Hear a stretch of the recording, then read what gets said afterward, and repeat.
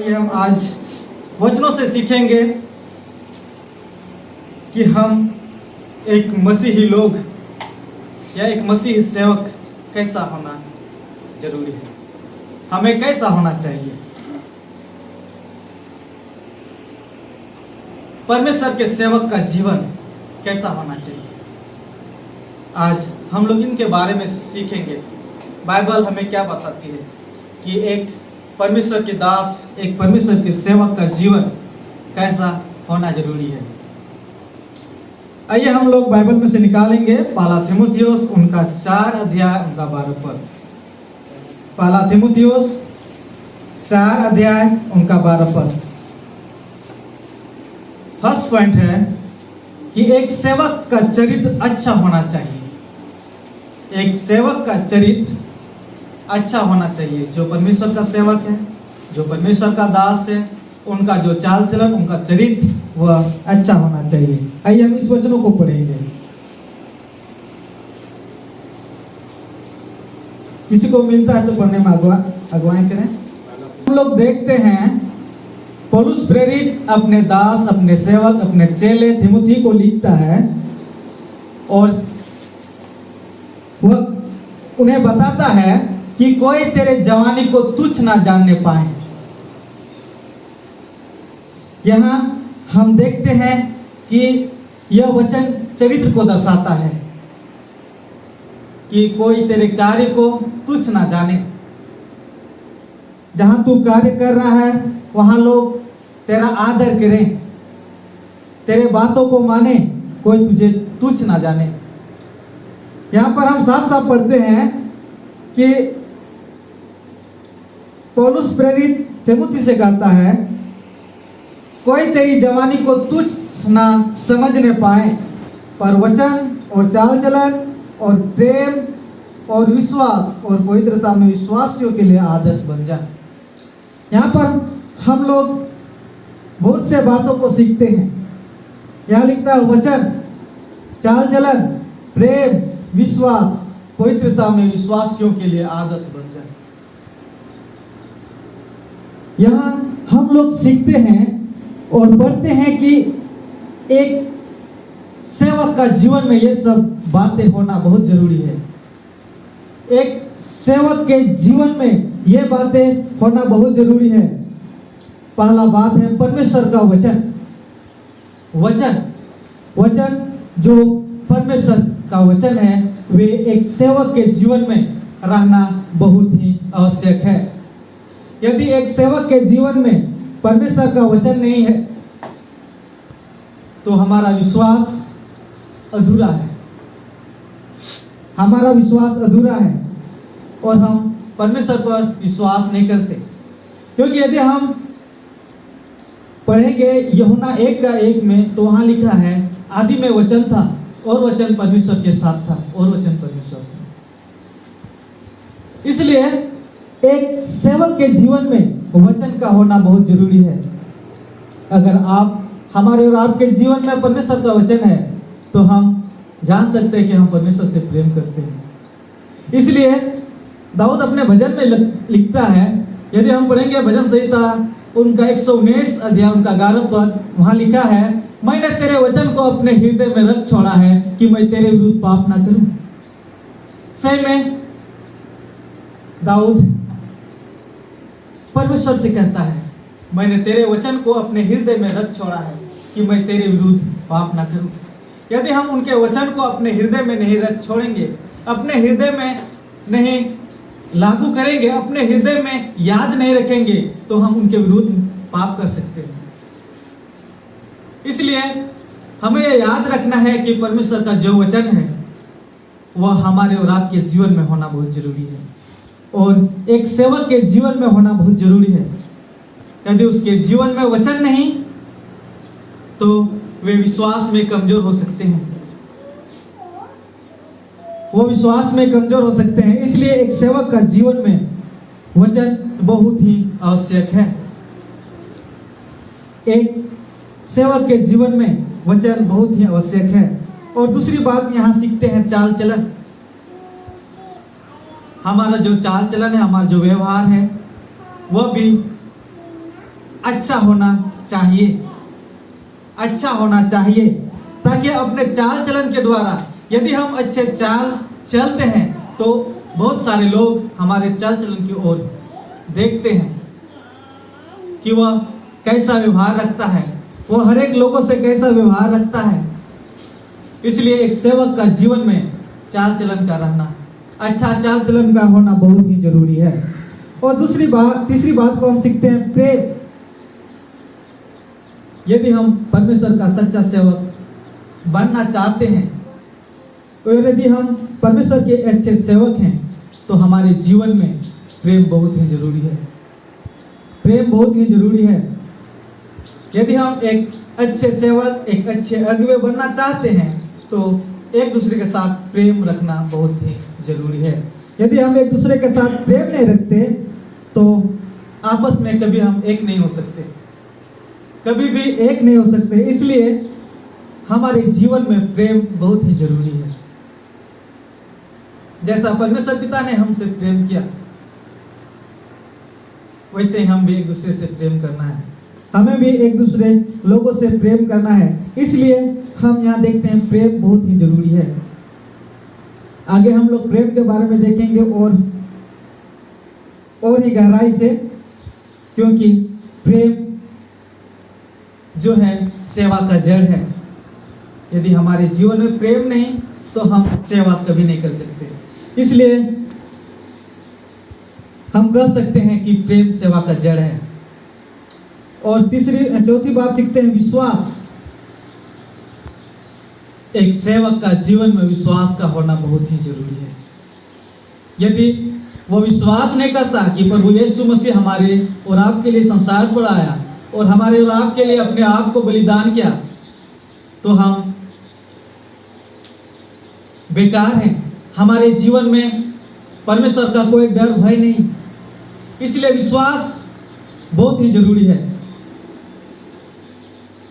यदि हम विश्वास नहीं करते तो हम जो परमेश्वर के नजदीक आते हैं तो हमारे लिए कोई लाभ नहीं, क्योंकि विश्वास यह दर्शाता है कि हम परमेश्वर से प्रेम करते हैं और हमने परमेश्वर को जाना है।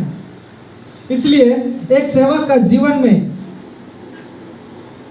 वचन, चाल चलन और प्रेम और विश्वास और पवित्रता में विश्वासियों के लिए आदर्श होना चाहिए। यहाँ पौलुस अपने चेले तीमुथी से कहता है, तू विश्वासियों के लिए आदर्श बन जा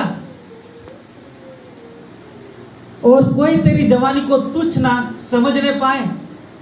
इसलिए यदि आप परमेश्वर के एक अच्छे सेवक हैं, एक अच्छे अगुवे हैं, तो सबसे पहले आप अपने चाल चलन, अपने चरित्र को अच्छा रखना है, अच्छा रखना है। तभी आप अच्छे सेवक, तभी आप परमेश्वर के अच्छे सेवक बन सकते हैं। तभी आप परमेश्वर के अच्छे सेवक बन सकते हैं। इसलिए हमें जरूरी है कि इन बातों को अपने हृदय में रखना है। जैसा दाऊद अपने भजन में कहता है, मैंने तेरे वचन को अपने हृदय में रख छोड़ा है कि मैं तेरी विरुद्ध पाप न करूं। उसी प्रकार हमें भी इन वचनों को अपने हृदय में रख छोड़ना है। यदि हम परमेश्वर के अच्छे सेवक बनना चाहते हैं तो ये वचन हमारे हृदय में बहुत ही जरूरी है। यदि हम यह वचन को अपने हृदय में याद कर ले, अपने मन में याद कर ले, तो वे हमारे लिए बहुत ही लाभदायक हो सकती है। और हम अपने जीवन में परमेश्वर को परमेश्वर का आशीष बहुत याद से प्राप्त कर सकते हैं। क्योंकि यहाँ लिखा है, यदि तुम अच्छे सेवक बनना चाहते हो तो तुम पहले अपने चाल चलन को और शुद्ध और पवित्र करो, कोई तेरी जवानी को तुच्छ ना समझने पाए। वचन, चाल चलन, प्रेम और विश्वास में पवित्रता में विश्वासियों के लिए आदर्श बन जा। सही में यदि हम परमेश्वर के अच्छे सेवक बनना चाहते हैं तो इन वचनों को अपने हृदय में रखना है, याद करना है। दूसरी बात को हम लोग सीखेंगे, एक सेवक का जीवन सेवा का जीवन होना चाहिए। दूसरी बातों को हम सीखेंगे, एक सेवक का जीवन सेवा का जीवन होना चाहिए। आइए हम इन वचनों को पढ़ेंगे कि बाइबल हमें क्या कहती है, किस प्रकार की सेवा, किस प्रकार हमें करना है। हम लोग निकालेंगे पहला कुरिन्थियों उनका 9 अध्याय उनका 19 पद। पहला कुरिन्थियों उनका 9 का 19 पद। पहला कुरिन्थियों 9 का 19 में बहुत अच्छी तरह से यहाँ लिखा है। पौलुस प्रेरित लिखता है कुरिन्थियों के मंडली के लोगों के लिए कि वह लिखता है, क्योंकि मैं सबसे स्वतंत्र होने पर भी मैंने अपने आप को सबका दास बना दिया है कि मैं अधिक लोगों को खींच लाऊं, अधिक से अधिक लोगों को वे परमेश्वर के समीप खींच लाएं। पौलुस प्रेरित यहाँ लिखता है, मैं स्वतंत्र होने पर भी अपने आप को दास बना दिया है, अपने आप को एक दास के जैसा बना दिया है कि मैं लोगों का सेवा कर सकूं। हम देखते हैं एक दास, एक सेवक जो है वे अपने स्वामी के लिए सेवा करता है, और यहाँ हम देखते हैं पौलुस प्रेरित अपने आप को परमेश्वर का दास बनाया है ताकि अधिक से अधिक लोगों को परमेश्वर के समीप लाने पाए। इसलिए यदि हम एक सेवक, परमेश्वर का सेवक बनना चाहते हैं तो हमें इसी प्रकार करना है कि हमें दास होना है, दास होना है। जैसे पौलुस प्रेरित लिखता है, मैं स्वतंत्र होने पर भी अपने आप को दास बना लिया है ताकि अधिक से अधिक लोगों को परमेश्वर के सम्मुख खींच लाऊं, अधिक से लोगों को खींच लाऊं। जैसे हम देखते हैं कि परमेश्वर पिता ने हम और आपसे प्रेम किया और वे हमें अपने समीप लाने के लिए परमेश्वर पिता आप नहीं आए बल्कि अपने पुत्र के द्वारा इस संसार पर आया ताकि मनुष्य को अपने समीप लाने पाए। उसी प्रकार यहाँ पौलुस प्रेरित लिखता है कि मैंने अपने आप को दास बनाया ताकि अधिक से अधिक लोगों को परमेश्वर के समीप खींच लाऊं, अधिक से अधिक लोगों को खींच लाऊं। यहाँ हम देखते हैं जैसा परमेश्वर पिता ने हम और आपसे इतना प्रेम किया कि अपने आप को मनुष्य का रूप धारण करके संसार पर आया ताकि अधिक से अधिक मनुष्य उनके समीप आने पाए। यदि परमेश्वर आप ही वैसे स्वर्ग से उतर आते तो हरेक लोग डर जाते, हरेक लोग भाग जाते। इसलिए परमेश्वर को यह अच्छा लगा कि हम भी मनुष्य बनकर उनके समीप, उनके नजदीक रहेंगे और उन्हें अपने वचनों को सिखाएंगे और उन्हें अपने समीप ले आएंगे। इसलिए परमेश्वर पिता ने हमारे और आपके लिए मनुष्य का रूप धारण किया और उसने हमें अपने नजदीक खींच लाया ताकि हम उनकी सेवा कर सकें, उनकी स्तुति और महिमा कर सकें। इस प्रकार इसलिए पौलुस प्रेरित लिखता है कि मैंने अपने आप को परमेश्वर का दास बना दिया है, मैंने अपने आप को दास बना लिया है कि मैं अधिक से लोगों को परमेश्वर के समीप खींच लाऊं। उसी प्रकार हमें भी अपने आप को परमेश्वर का दास बनाना है कि हम अधिक से अधिक लोगों को उनके समीप खींच लाने पाएं, उनके बारे में, परमेश्वर पिता के बारे में बताने पाएं, यीशु मसीह के बारे में बताने पाएं। क्योंकि एक सेवक का जीवन ऐसा ही होता है कि वे अपने मालिक के लिए काम करता है और हम जानते हैं कि हमारा जो स्वर्ग पिता है हमारा और आपका मालिक है। इसलिए हमें यह करना है कि हम परमेश्वर के सेवा करने के लिए हम अपने आप को परमेश्वर का दास बनाना है। आइए हम तीसरी बातों को सीखेंगे। प्रेम। एक सेवक के जीवन में प्रेम होना बहुत ही जरूरी है क्योंकि हम जानते हैं सेवा का जड़ प्रेम है। यदि हमारे और आपके बीच में प्रेम नहीं तो हम कभी भी एक जगह जमा नहीं हो सकते हैं, हम एक जगह एकत्रित नहीं हो सकते हैं क्योंकि ये हम लोग जो एकत्रित हुए हैं ये आपस में हम लोगों का प्रेम है, एक दूसरे के प्रति प्रेम है, इसलिए हम लोग यहाँ एकत्रित हुए हैं। इसलिए यहाँ वचन बतलाती है एक सेवक का जीवन में प्रेम होना बहुत ही जरूरी है और सेवा प्रेम का जड़ है। और जो प्रेम है वह सेवा का जड़ है। इसी प्रकार हम देख सकते हैं यदि हम आपस में प्रेम न रखें तो हम कभी भी एकत्रित नहीं हो सकते। यदि हम लोग यहाँ आए हैं और पास्टर साहब हम लोग को यहाँ से भगा दे, डांटे, तो हम लोग कभी यहाँ पर एकत्रित नहीं होंगे, यहाँ पर इकट्ठे नहीं होंगे। बल्कि ये हम लोगों से बातें करते हैं, पूछते हैं आप लोग कैसे हैं। यदि हम सब का उसको दुख तकलीफ है तो हमारे लिए वो प्रार्थना करते हैं। तो हम इसी से जान पाते हैं कि वह हम लोगों से प्रेम करता है, और हम इसी प्रेम के कारण हम लोग यहाँ पर एकत्रित हुए हैं। यदि हमारे बीच में प्रेम नहीं तो कभी हम एकत्रित नहीं हो सकते। इसलिए हम जानते हैं कि प्रेम जो है वह सेवा का जड़ है। यदि हमारे बीच में प्रेम नहीं तो हम कभी सेवा नहीं कर सकते। आइए हम वचनों को देखेंगे। हम लोग देखेंगे यूहन्ना रचित सुसमाचार उनका 13 अध्याय उनका 35 पद। यूहन्ना रचित सुसमाचार उनका 13 अध्याय 35 पद। हालेलुया। यहाँ पर हम देखते हैं, यदि आपस में प्रेम रखोगे तो इसी से सब जानेंगे कि तुम मेरे चेले हो।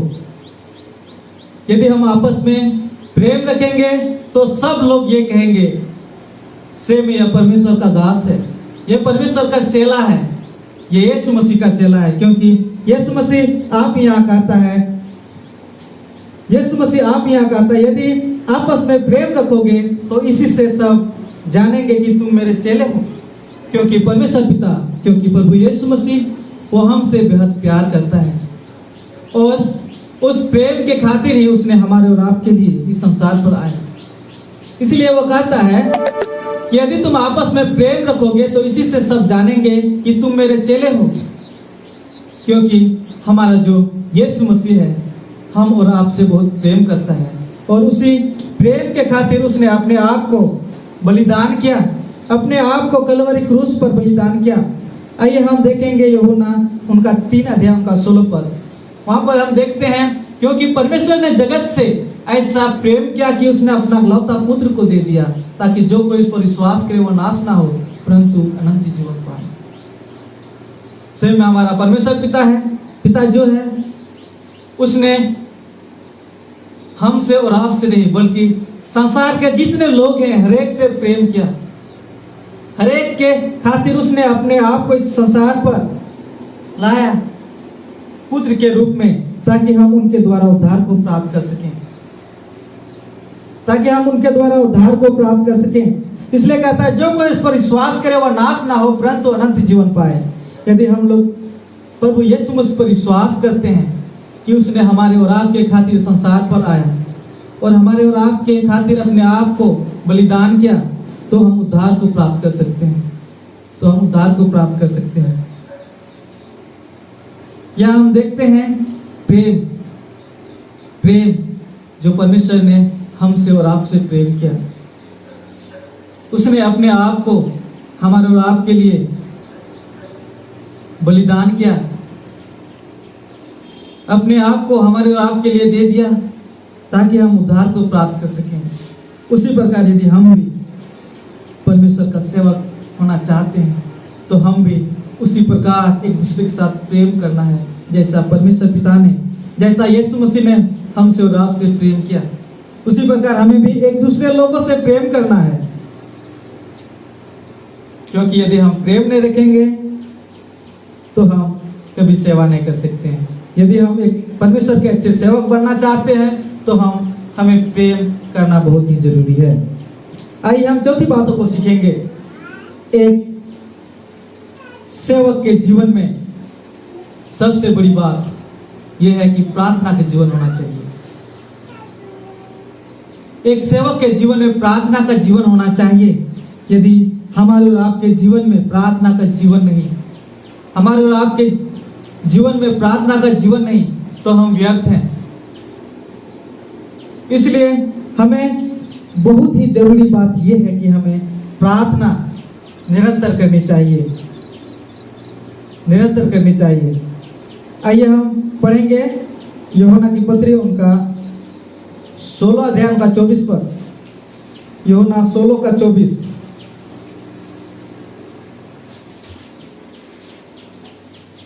यहाँ पर इस प्रकार लिखा है, अब तक तुमने मेरे नाम से कुछ नहीं मांगा, मांगोगे तुम पाओगे, ताकि तुम्हारा आनंद पूरा हो जाए।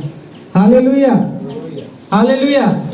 यहाँ यीशु मसीह आप ही कहता है कि अब तक तुमने मुझसे कुछ नहीं मांगा, मांगो तो तुम पाओगे, ताकि तुम्हारा जो आनंद है पूरा हो जाए। परमेश्वर प्रभु यीशु मसीह आप ही कहता है मुझसे मांगो और मैं वो तुम्हें दूंगा, ताकि तुम्हारा जो आनंद है वो पूरा हो जाए। हमें प्रार्थना की आवश्यकता है। यीशु मसीह आप ही कहता है तुमने मुझसे कुछ भी नहीं मांगा, मुझसे कुछ भी विनती नहीं की, इसलिए तुमने कुछ नहीं पाया। मांगो तो तुम पाओगे, ताकि तुम्हारा जो आनंद है वो पूरा हो जाए।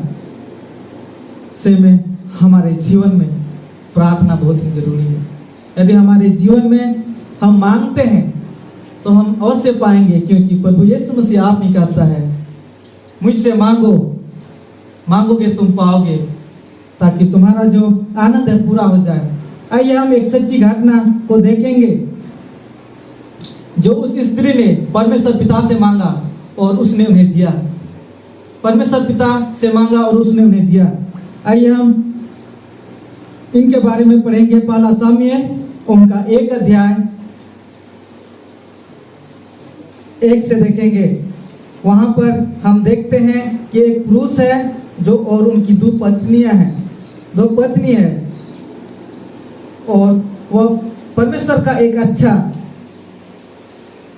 अच्छा सेवक है, परमेश्वर का भय मानने वाला व्यक्ति है। और उनके जीवन में और उनके परिवार में भी एक कमी है, जो उनकी पत्नी जो परमेश्वर से मांगती है।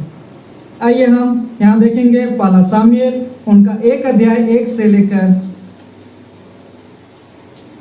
11 पद तक वहाँ हम पढ़ेंगे। वहाँ हम देखेंगे कि कैसे वो स्त्री जो है परमेश्वर पिता से मांगती है और किन चीज की उन्हें आवश्यकता थी।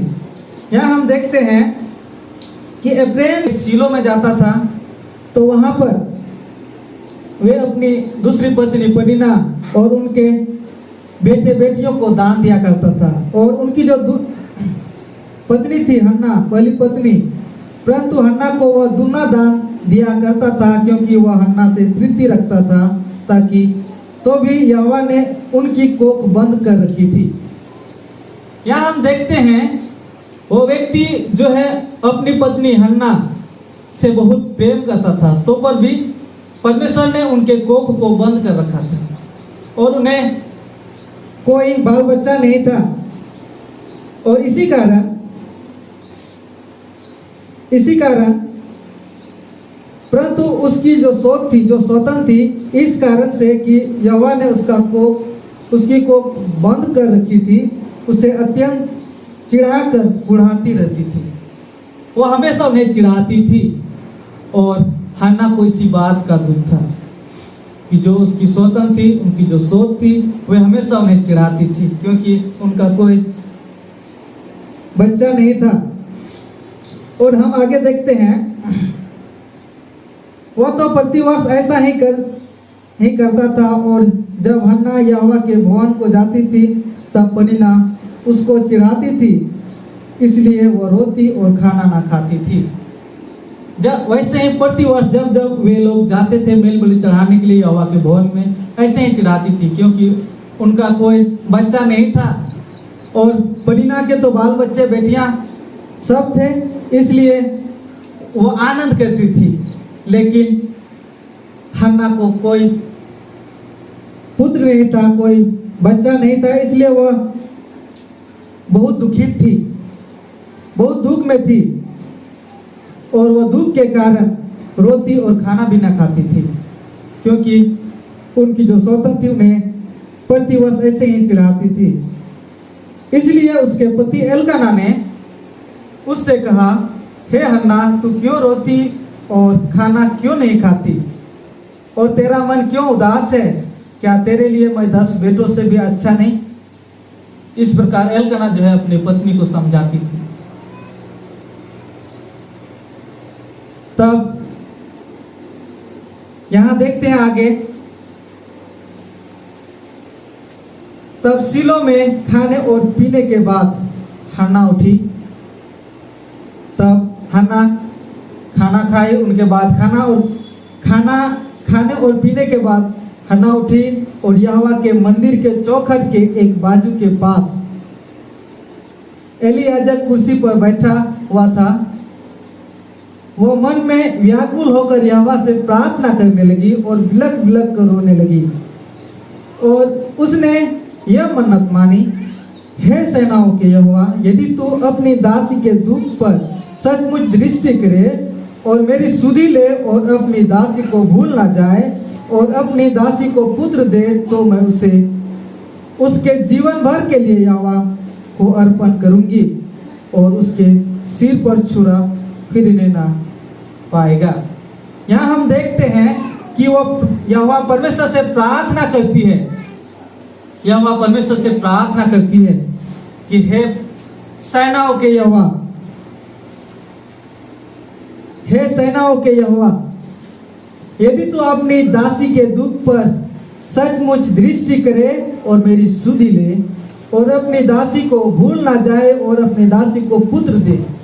यहाँ पर वो प्रार्थना करते पुत्र के लिए, क्योंकि उनका कोई बाल बच्चा नहीं था, इसलिए जो उनकी जो सौतन थी उन्हें चिढ़ाती थी, इस कारण उन्हें बहुत दुख मिलता था।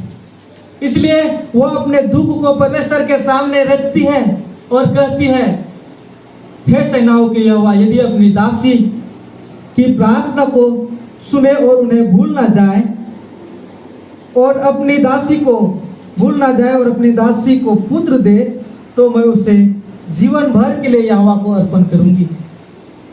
वह अपना दुख जो है परमेश्वर पिता के सामने रखती है, परमेश्वर पिता के सामने रखती है और वह कहती है, यदि आप हमें एक पुत्र दे तो मैं उन्हें यहोवा के लिए अर्पण करूंगी जीवन भर के लिए।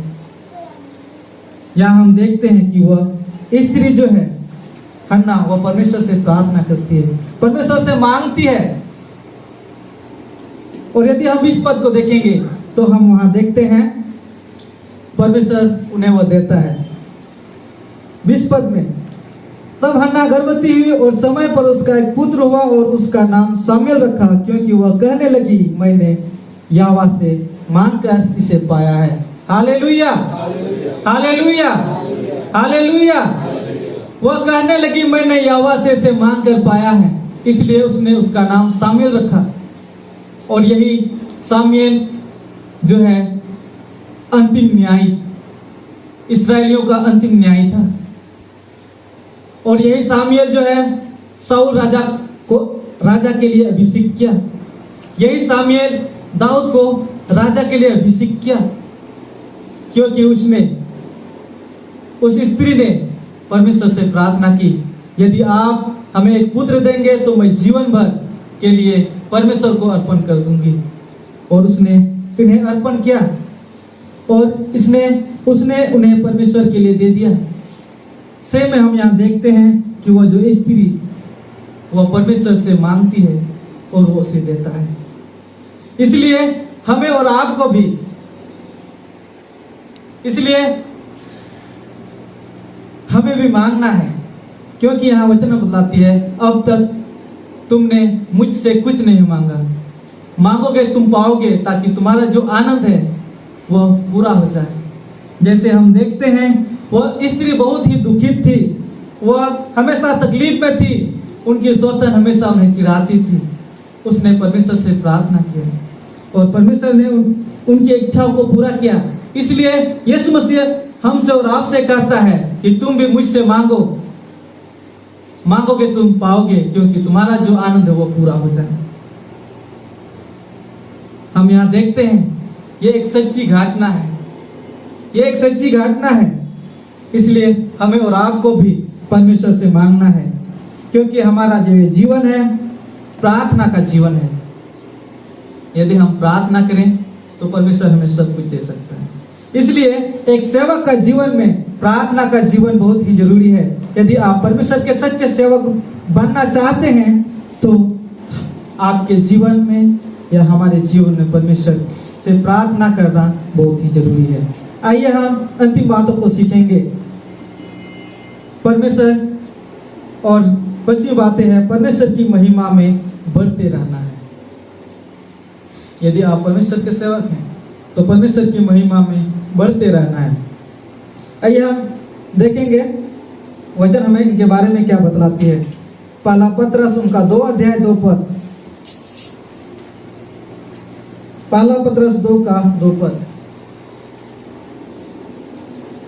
नए जन्मे हुए बच्चों के समान निर्मल आत्मिक दूध की लालसा करो, ताकि उसके द्वारा उद्धार पाने के लिए बढ़ते जाओ। Hallelujah, hallelujah. नए जन्मे हुए बच्चे के समान, यदि हम देखेंगे एक नए जन्मे हुए बच्चे क्या चीज की जरूरत होती है, उन्हें माँ की दूध की जरूरत होती है। माँ की दूध की जरूरत होती है और उन्हें वो लालसा होता है कि वो उससे मिले और उससे अपना पेट भरे। उसी प्रकार हमें और आपको भी एक नए जन्मे हुए बच्चे के समान आत्मिक दूध क्या है? आत्मिक दूध वो परमेश्वर का वचन है जो हमारे मन और आत्मा को तृप्त करता है, जो हमारे मन और आत्मा को तृप्त करता है। वो आत्मिक भोजन वो परमेश्वर का वचन है, उसकी लालसा करना है। जैसे एक नए जन्मे हुए बच्चे दूध की लालसा करते हैं, वैसे हमें भी आत्मिक दूध परमेश्वर का वचन की लालसा करना है, ताकि जो हमारा उद्धार है वो पूरा हो सके। जैसे भी मेरी बता रही थी कि वहाँ जो आप लोग जाते हैं चर्च में, भोजन मिलता है कि नहीं? सही में हम लोग को भोजन मिलता है। वो आत्मिक दूध हमें मिलता है, वो आत्मिक भोजन हमें मिलता है जिसे हम उद्धार को प्राप्त कर सकें। वो आत्मिक भोजन जो है परमेश्वर का वचन है, परमेश्वर का वचन है, जिसे हम अपने जीवन में प्राप्त कर लें तो हमें कभी आत्मा में भूख प्यास नहीं होती, बल्कि हम उनके महिमा में बढ़ते जाते हैं।